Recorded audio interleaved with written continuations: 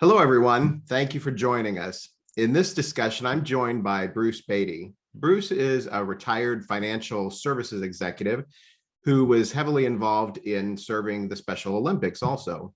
In his retirement, he and his wife, Jeree, also ran a successful alpaca ranch in West Texas. I've known Bruce for almost 17 years now, and I've worked with him for many years earlier in my career. He's someone I've grown to appreciate as a friend and a mentor. We've established a really high level of trust over the years. However, I'm not sure that he'll totally forgive me for bringing him from his temperate West Texas weather to Nebraska in the middle of February one time when we were experiencing sub-zero temperatures.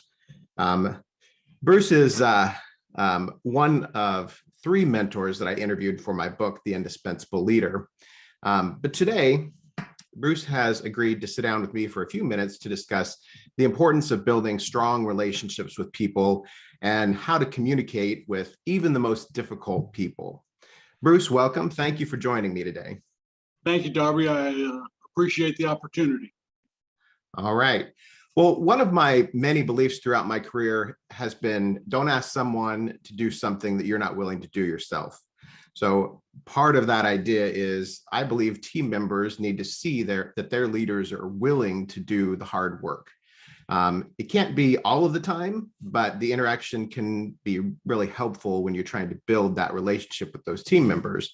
So in my interactions with you, I know you as someone who believes this, and also in the idea that people work with you, not for you as a leader. Can you talk more about that?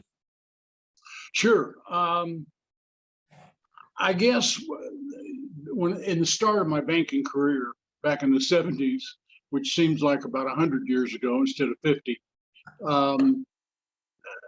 I went into the industry in what they called a management trainee program, which is not unusual for college graduates to do.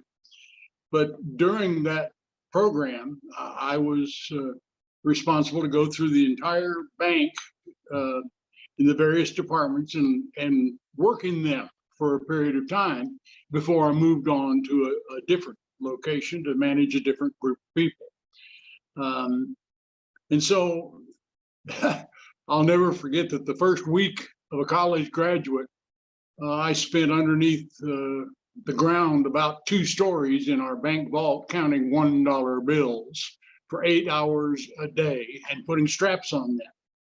And it got to the point where I was having nightmares of the portrait of George Washington chasing me. I'd seen that portrait for 40 man hours.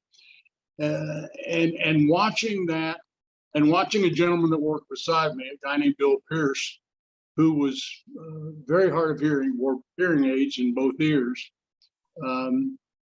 He would turn his hearing aid volume down and he'd sit there and count money with no sound input around it.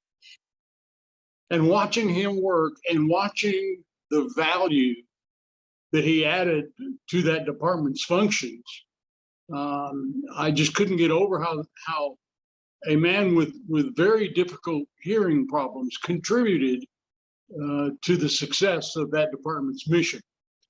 And that began to teach me 2 things. One,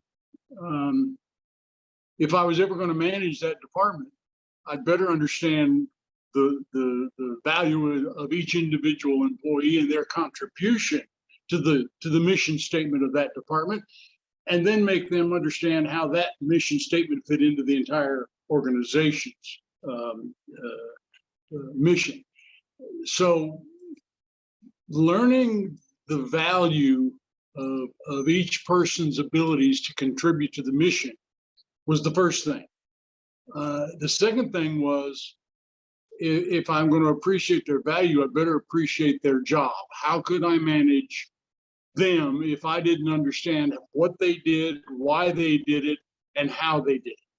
So I just always believed that you needed to understand what your responsibilities were for, and make sure that you valued each person's portion of that job. So as I progressed through advancing in my career and learning different things and learning different departments and stuff, I just realized that how valuable that whole concept of understanding what you need to get done, that you need to do to get the job done, that you're charged with as a responsibility in your position. So, and as you know, when we first started working together with the Alpaca registry, and that winter that you froze my back end off for the annual conference, I sat with each one of those employees for at least a few minutes and said, hey, what is it that you do? And how does that help us get our job done? And then I found out that once you did that with your staff, and if you would listen to what they were telling you, you'd find out that there were many things over the years that you realize that, well, you'd ask them, well, why are you doing this? And they say, well, because that's the way they trained me. And you'd say, well, do you know why you move this piece of paper from point A to point B? And they go, no, they just told me to move the paper from point A to point B. And I'd ask them, okay, well, do you think that's the best way to do your job? And you'd be amazed how many people would come up with the right idea to make the job better, easier, quicker, more efficient, whatever measurement metric you wanted to use. And I just kept that belief up my entire career. It didn't matter what job I was given. I just believed that learn the job and then you can manage it. Yeah, so that idea of empowering your team members to, have some authority to take steps to improve things is really important. You talked about using this idea as to be sure that you understand a way to care about your employees and care about what they do and that sort of thing. I want to give you a chance because I know you've been highly passionate about Special Olympics and the role you played in Texas in that organization. So I want to give you a chance to talk about, as you got into dealing with Special Olympics and working with people there and trying to understand what everybody did and what their roles were and probably where funds went and all of that sort of thing. Can you talk some about that? I want to give you an opportunity to highlight that as well. Well, thank you. Yeah, I through a customer friend of mine in the banking world, they got me involved in the local Special Olympics in El Paso, Texas, which is where I lived. And I strictly began as a mentor for a place to have their board meetings and stuff.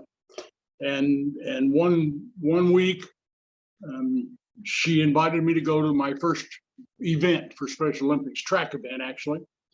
And so I got to the event, and she was escorting me into the football field arena, track where we were holding the event. She said, now, I just want you to go on up to the press box and sit up there and watch for the day.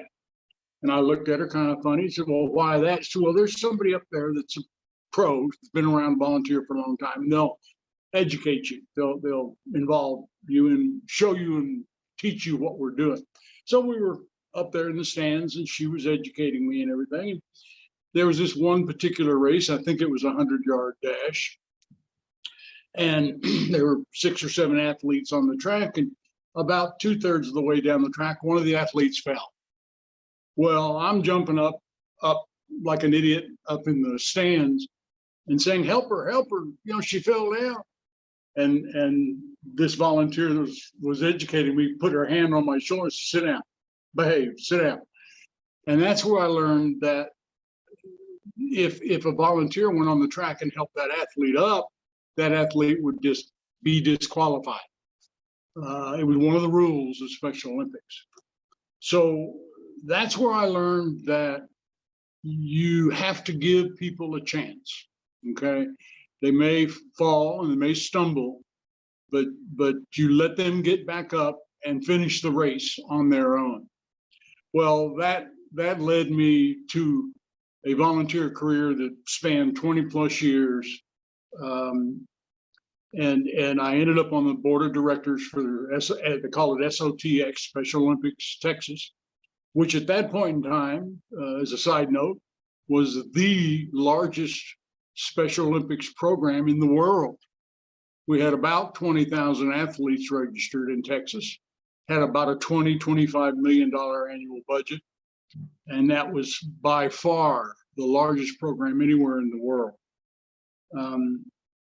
And as I progressed through getting up the chain of command, so to speak, to the board of directors, I learned two things. One, don't judge people by what they can't do. Judge people by what they can do. And in today's world, we see a much better attempt at providing people with challenges, mental, physical, you name it, an opportunity to do what they can do and not worry about what they can't do. And I think that's good for society as a whole. And I think the second thing I learned was that there is a tremendous generosity in our society, in our world actually, to help those that do have struggles in their life to succeed.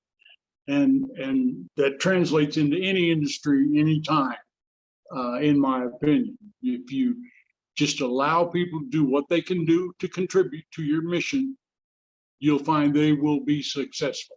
So. All right. Well, I want to back up here a little bit to the idea of building relationships and strong relationships, and kind of also take a step back to that. So you have an amazing talent for dealing with difficult people. Whenever we had a difficult person, we'd always say, send Bruce after them. As I've seen you many times throughout the years, basically tell someone they're wrong, they're full of crap. But by the end of the conversation, somehow you always had dinner or a drink planned with them. That's not really a skill that's easy to master. As you think about that, what advice do you have for leaders who encounter similar situations and how to deal with that sort of thing? Well, I'll list a few steps, but I will put an overall macro level statement in there is empathy. One word, empathy. I can remember one, and I know you will remember this particular situation. We had a breeder that was having a little trouble registering a Korea. Let me back up here for a second. I want to clarify for everybody. He's talking about an alpaca breeder, somebody who breeds alpacas. Thank you, Darby. Thank you. Correct. And this was when you and I were with the alpaca registry. Anyways, this breeder was having trouble registering a Korea, and he had gone through the chain of command. He'd gone all the way up to your level, complaining about the fact that we couldn't register this baby. And you and I visited, you caught me up, you gave me the data, the information, etc. I said, okay, I'll call the gentleman. Well, the first thing I do when I'm going to face one of those mad people is I empathize. I really do try to understand where they're coming from. So when I get on the conversation, when I get to the first contact point, the first thing I do is make sure they know they're talking to the boss. There is nothing higher. We're going to resolve this, or we're not. But I am, or because at that point I was the chairman of the board, the president of the board. There was nobody higher in the organization. You've reached the pinnacle, brother. You wanted it, you got it. Let's talk this out. Then, because that tells them that this is it. We're going to do this or we're not going to do it. Then I listen. I absolutely shut my mouth and say, talk to me, brother. Tell me what it is that you're mad at us about. And I let them, if they want to talk for 20, 30 minutes, okay, got it. Acknowledge that I heard them, et cetera, et cetera. I validate their concerns. I may not agree with them yet, but I validate the fact that it's fair for them to feel that way. Okay. I agree with as much of what they're saying as I can agree with, and yet I will disagree with them when in fact there are things they believe that are either untrue or unfair or not possible, whatever. Then we'll talk about the options. In this particular case, the gentleman had built his entire marketing program over the theory of being a full-blooded Peruvian Surrey herd. And as it turns out, an error was made, I think it was about 10 years before you and I got involved in it, at a previous processing company. It was a simple mistake, and it didn't show up until 10 years later when you and I got involved in it. So we then talked about, okay, what are the changes? What are our options to fix the problem? And one of the options was to go back and redo 10 years worth of history of genetics for this particular animal, or to just flat admit there was a mistake made, and instead of being, I think it was 100% Peruvian, it was 30 seconds or some crazy number. It was 1/16 or 1/32 that wasn't. And one of the options was fix it. The other option was to change or accept the reality that out of 400 animals, however many he had one big boy stud that wasn't pure. He was 1/32 non-pure. And he wanted to sue us. And I said, great, if you sue us, here are the ramifications of you suing us. And we went through all of those. And the bottom line was, what I finally convinced that particular gentleman of was, all right, sir, great. Let's pretend that I accept your analogy and that I'm just going to change your data for your mail. What are you going to do when you go out to buy a mail next time and you want to rely on the integrity of the information that you're reading to make your decision? If I changed your information because of your marketing program, and please remember, sir, that was your choice. You chose to market purely on that theory. But if in fact we change your data, how are you or anybody else in the future going to be able to rely on the integrity of the data that we claim as a registry to be the best in the world for any animal? Because we were one of the only registries that used genetic testing. Yes, there was an error. Yes, there was a human error that occurred 10 years ago.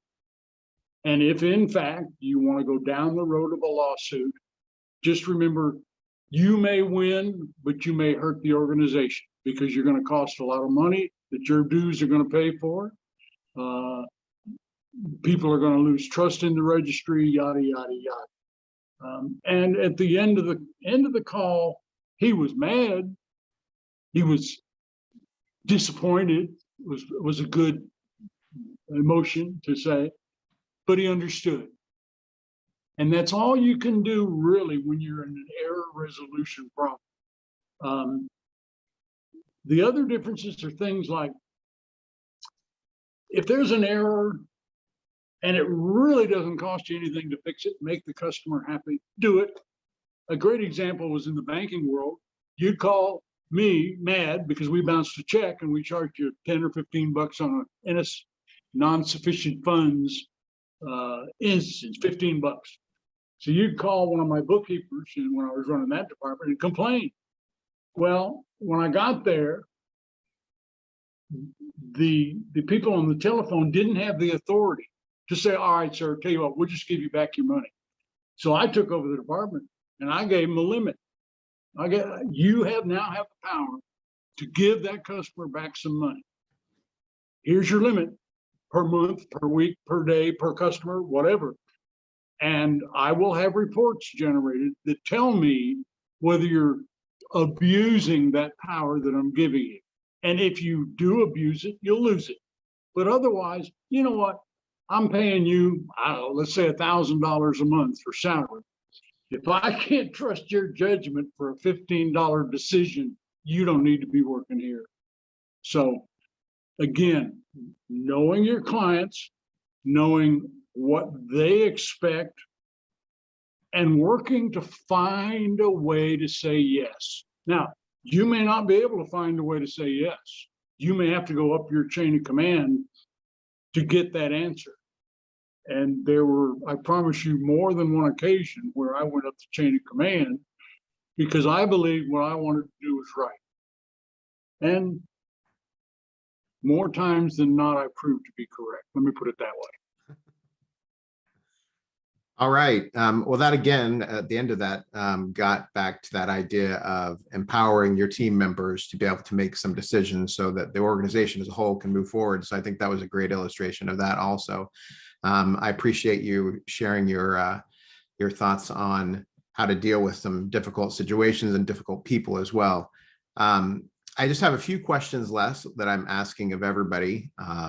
And as I've told others, I started down this path when I established these questions of thinking of, I should have some quick fire questions for people. I don't know that these questions are going to be very quick fire, but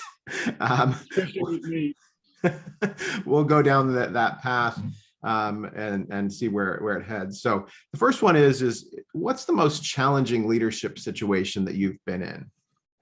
Boy, I've had a chance to think about this one, and it won't be a short answer, unfortunately. During my career, I took over a department in the bank. It was called the proof department. And its function was so important that if we did not do the job correctly, the bank literally could not open its doors the next day. And that job entailed a backroom function where we were responsible for capturing all of the computer data that involved, let's say, a deposit or a cash check or something like that. And this department had about 15 machines in it, and three more support personnel. So there are somewhere around 15, 20 people in the department. And the management decided that we were going to install a new system, a conversion. And I know you have been through conversions before, Darby. So we took on that job and that responsibility, but it didn't go as smoothly as you would have hoped, especially in the initial days of the conversion. Well, it turned out that we had to, on way too many evenings, ask our staff to work late. And I use the word work late very gently. I mean, we would normally finish our work at 6 or 7 o'clock at night and send them home. This time we were keeping them there till 10 o'clock, midnight, 1 a.m. in the morning on some occasions. So the toughest part of that particular problem was these were very specific jobs with very specific functions that took training. You couldn't just bring a rookie in off the street and get the job done. So I had to have those people stick with me and put up with this stuff. I can't tell you how many husbands, parents, boyfriends, etc. I had to call and talk to because I was asking their wives and their mothers and their stuff to stay late and work maybe a 10, 12, 14-hour shift in order to get the job done. Because if I didn't, the bank couldn't open its doors the next morning. And then you had legal issues, federal banking legal issues. So did that, talked to all the people, got all the teams buy-in on getting it done. And then I wanted to buy them dinner, okay? I wanted to protect my employees and do things like, buy them dinner and lunch or whatever so they could continue working, taking a 15-minute break here and there. But we had to finish the work for the day. I had security escort because this was mostly women that were in the department. So I had the security team escort the women to their cars when they finally left the bank. And if they didn't have a car, I bought them a taxi ride home. Okay. When it was all said and done, made sure that the bank gave them a nice, significant bonus, one-time bonus for their efforts. And getting that accomplished and keeping the bank open every day, we were able to get it done.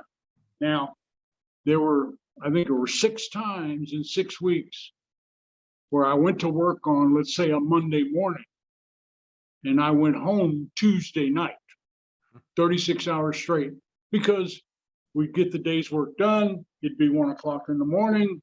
Something would blow up. We'd have to redo everything in the next 6 or 7 hours to get the bank opened at 8 o'clock the next morning.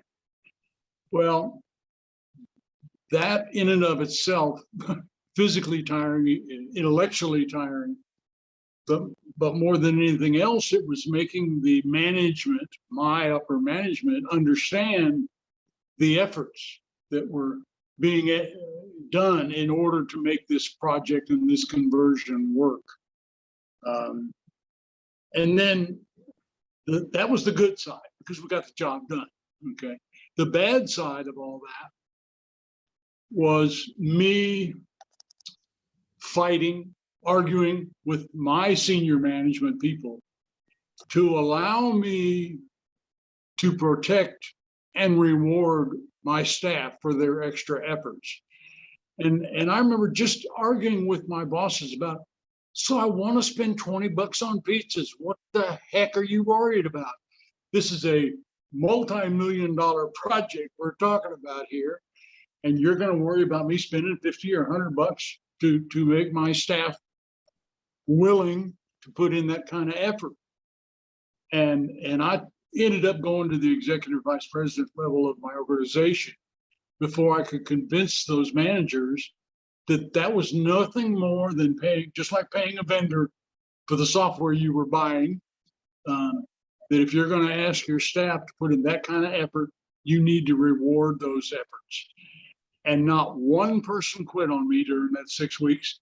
And if I'd have known what we were going to go through, I would have bet on at least half of them walking out, because that was an extraordinary effort by a group of people to accomplish a job, a mission that the organization asked them to do.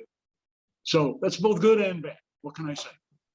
Yeah, I didn't make you want to just say to your upper management, you can pay $20 for pizza, or you could deal with the bank not opening tomorrow. Which would you like to choose? That phrase was used in more than one conversation. I bet. So the next question is kind of on the opposite side of that. And it could be the same situation, but what's the most rewarding leadership situation that you've been in? Well, I think accomplishing that function, that job, that task was probably the most rewarding, because it really did require absolute team effort for what was my area of responsibilities.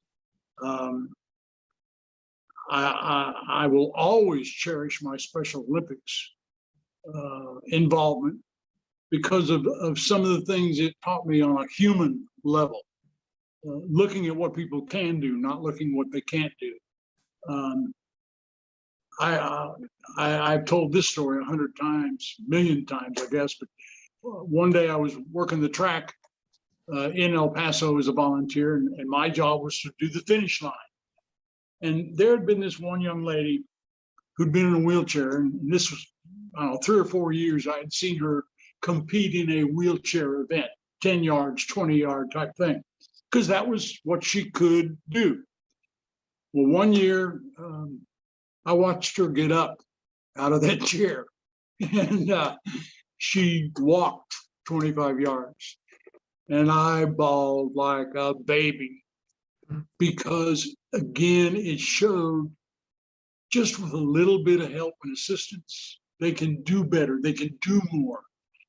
And their fortitude, their willingness to try to do better, it hit my heart and it hit my mind, and it taught me, don't ever give up.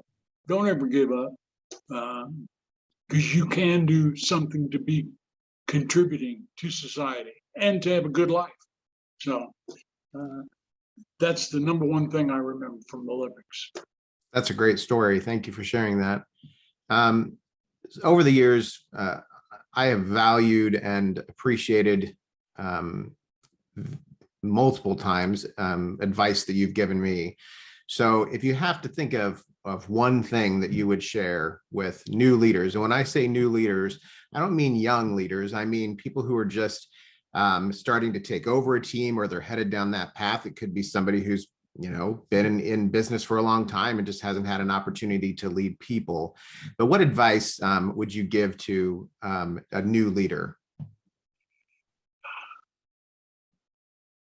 Don't assume you know it all. Okay. I don't care how much experience someone has had in whatever their field of endeavor is. To walk into a new job, a new organization, a new situation, be humble, learn, admit you don't know everything. Okay. I've had a kind of an unwritten rule in my management career, and that is that anybody can make a mistake once. Dumb people make the same mistake twice, and unemployed people make it a third time. Yeah. Now, in my banking career, that was a very structured environment, lots of HR rules and regulations, et cetera, et cetera. And of course, you were supposed to document any problems you had with an employee. You're supposed to write it down and put it in their personnel file. Well, I did that on more occasions than I care to think.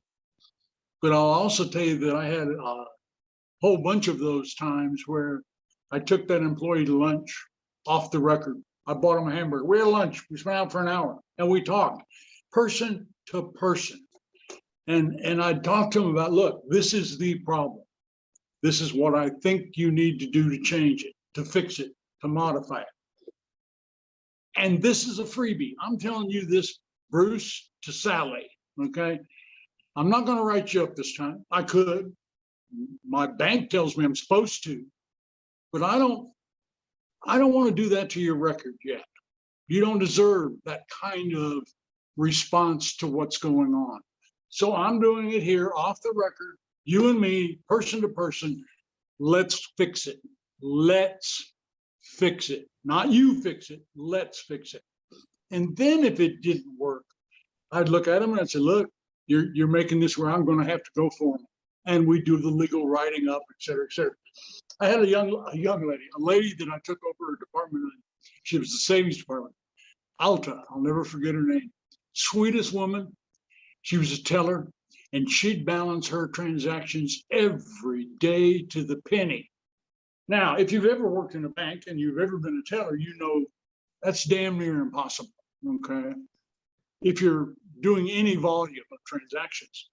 Well, we started tracking things and we found out the reason that Alta could balance every day was she was doing about 1/3 of the number of transactions that the rest of the tellers were doing.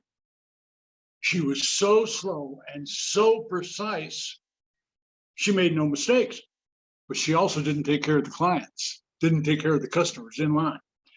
And so I sat and talked to her, and by the way, she had been in like 4 other departments before she got to the one I was running. And they, rather than dealing with the issue with the employee, they shipped their problem off to another department. Well, I got to my department and I worked with her for 6 months or whatever it was. Took her to lunch, said, Alta, you're good, but you're not good enough, And I finally convinced her that it was just the wrong profession for her. She was doing herself no good, and she was doing the company no good. So after a couple of months of trying, she finally came in one day and said, you know what, Bruce, you're right. I'm just going to get out of here and go find something else to do with my life. I got a new, better employee. Alta got a new job in something she was better at doing. It was a win-win deal. Yeah, so I think you just bookended the discussion here because you just circled back around to that idea of empathy that you talked about when we first started talking. That's Um, and I think that that's incredibly important. Well, thank you so much, Bruce. I really do appreciate your willingness to talk to me today and all of the time that you spent with me as I worked to write the book. I truly do appreciate your involvement. So the rest of you, thank you all for joining us. Remember that my book, The Indispensable Leader, releases today. You can find it everywhere that books are sold online, including Amazon and Barnes & Noble, or on my website at beindispensable.com. To learn more about what Bruce has to say on a variety of leadership topics, you definitely should order The Indispensable Leader today, so that you can see what we talked about in the various interviews that I just had with him as well. Again, go to my website at beindispensable.com. And remember, don't forget to be indispensable.